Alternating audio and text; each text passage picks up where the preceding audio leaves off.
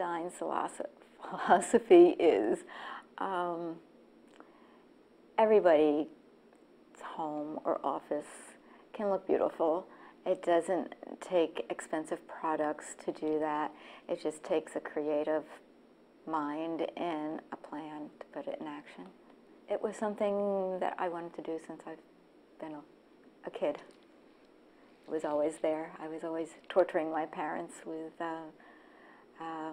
moving furniture around and moving accessories around, and actually I redesigned my bedroom furniture when I was in 8th grade.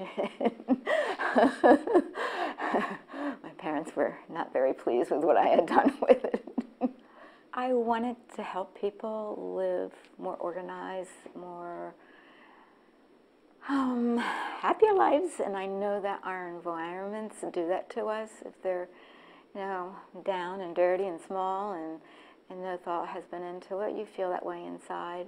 And I just feel that any environment, whether it's at work or at home, if it's designed nicely or it's cleaner and more efficient, you feel that way too. So your environment is sort of echoing what's going on with you.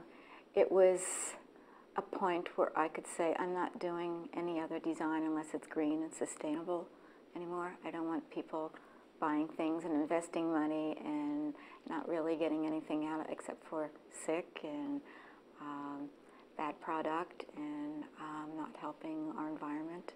The green products are, a lot of materials are recyclable.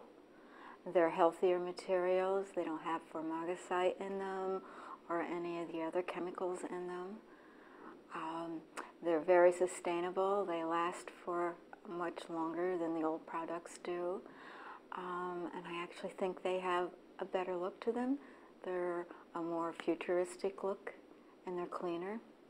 Ice Stone is one, for example. It's glass. It's recycled glass and other materials in it.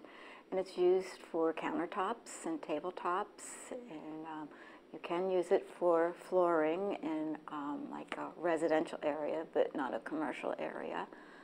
And it comes in many, many colors, and it's hard to destroy.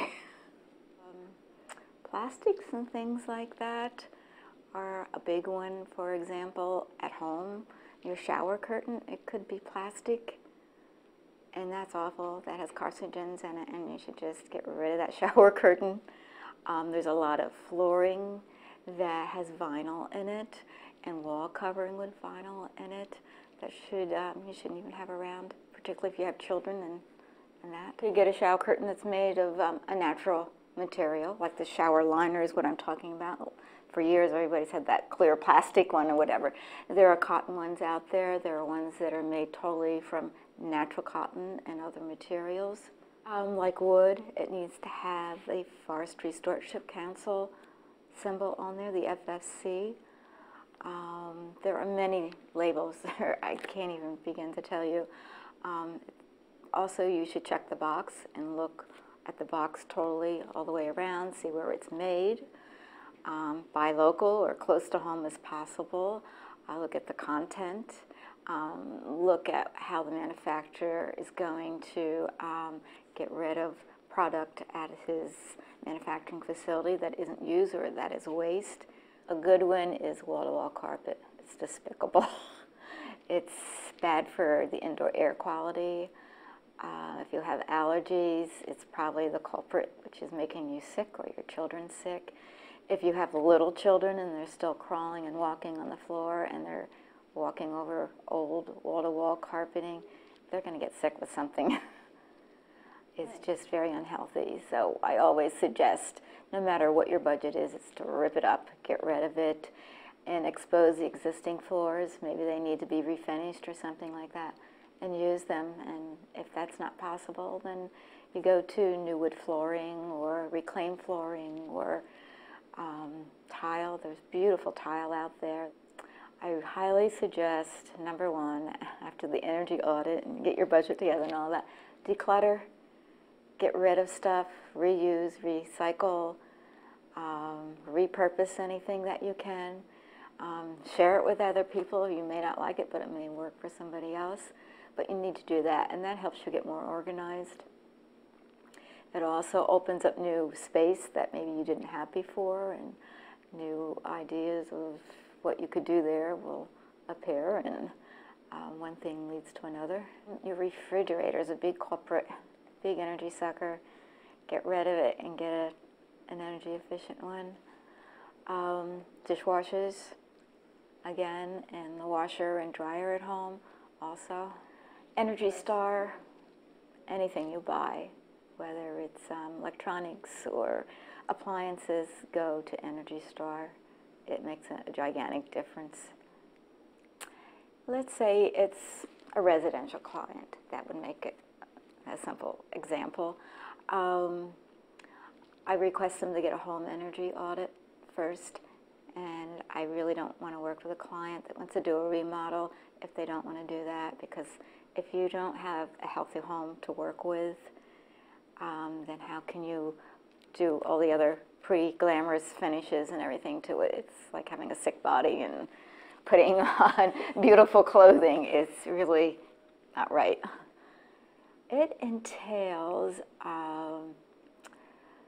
a blower-door test, so that the leaks and your structural leaks, air leaks in your house can be found, and then they can suggest how to take care of that. The ducts for your air conditioning and heating system, it'll show the leaks for that. It depends on who you call, because they have many different things that they can do for you. But it's basically the health of your house, your heating and air conditioning, the air leaks. Some of them go into lighting, and they will actually give you fluorescent bulbs to put in. They'll put them in for you and leave you another dozen just to make sure you start using them. If it's planned out, like I talked about, like you have a budget and you plan it and you schedule it, you can do quite well, and it may not even cost you any more. If you do it by the seat of your pants, it could cost you a lot, and you can make a lot of mistakes, and then it's going to cost you more to fix those. It's fun, though, and I think what I like the best about it is taking somebody's idea of what they think they want and developing it into something even better than they ever dreamed it could be, and just have them walking around after the project is completed, and they're just like smiling and dazed.